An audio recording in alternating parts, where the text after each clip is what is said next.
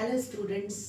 आज मैं आपसे बात करने वाली हूँ कुछ इंपॉर्टेंट क्वेश्चन के बारे में। Engineering chemistry unit 1 water chapter, उसमें जो कुछ इंपॉर्टेंट क्वेश्चंस हैं जैसे कि hardness, types of hardness, long question में आ जाते हैं EDTA method, lime soda method, और जो है शॉर्ट नोट में आता है ब्रेक पॉइंट क्लोरिनेशन मेथड। ये बहुत इंपॉर्टेंट है।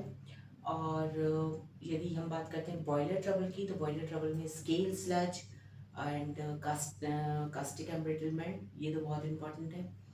और कंडीशनिंग, इंटरनल ट्रीटमेंट जो हम करते हैं जब बॉयलर के अंदर हम वाटर ले लेते हैं और कुछ इम्प्योरिटीज यदि उसमें होती है तो हम कंडीशनिंग करते हैं।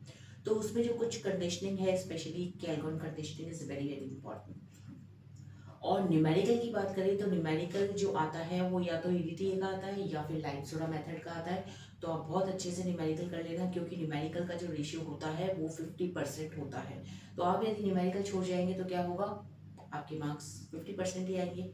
और यदि आपने न्यूमेरिकल कर लिया, यदि एक भी आपने न्यूमेरिकल, हर एक टॉपिक का एक न्यूमेरिकल कर लोगे तो आपको दूसरा न्यूमेरिकल करने की ज़रूरत नहीं है, क्योंकि केवल वैल्यू चेंज होगी। तो आप बहुत अच्छे से प्रैक्टिस करिए तो बहुत अच्छे नंबर आपके आ सकते हैं।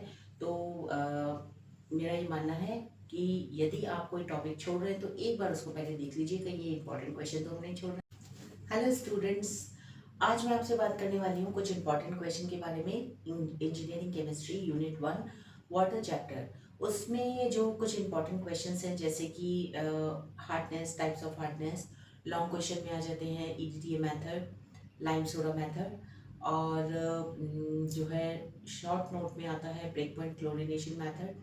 ये बहुत इंपॉर्टेंट है। और यदि हम बात करते हैं बॉयलर ट्रबल की, तो बॉयलर ट्रबल में scale sludge and caustic embrittlement, ये तो बहुत इंपॉर्टेंट है। और कंडीशनिंग, इंटरनल ट्रीटमेंट जो हम करते हैं जब बॉयलर के अंदर हम वाटर ले लेते हैं और कुछ इम्प्योरिटीज यदि उसमें होती है तो हम कंडीशनिंग करते हैं। तो उसमें जो कुछ कंडीशनिंग है, specially कैलगन conditioning is very very important. और न्यूमेरिकल की बात करें तो न्यूमेरिकल जो आता है वो या तो ईडीटीए का आता है या फिर लाइम सोडा मेथड का आता है। तो आप बहुत अच्छे से न्यूमेरिकल कर लेना, क्योंकि न्यूमेरिकल का जो रेशियो होता है वो 50% होता है। तो आप यदि न्यूमेरिकल छोड़ जाएंगे तो क्या होगा, आपके मार्क्स 50% ही आएंगे। और यदि आपने न्यूमेरिकल कर लिया, यदि एक भी आपने न्यूमेरिकल, हर एक टॉपिक का एक न्यूमेरिकल कर लोगे तो आपको दूसरा न्यूमेरिकल करने की ज़रूरत नहीं है, क्योंकि केवल वैल्यू चेंज होगी। तो आप बहुत अच्छे से प्रैक्टिस करिए तो बहुत अच्छे नंबर आपके आ सकते हैं। तो मेरा ये मानना है कि यदि आप कोई टॉपिक छोड़ रहे हैं तो एक बार उसको पहले देख लीजिए कहीं ये इंपॉर्टेंट क्वेश्चन तो हम नहीं छोड़ रहे।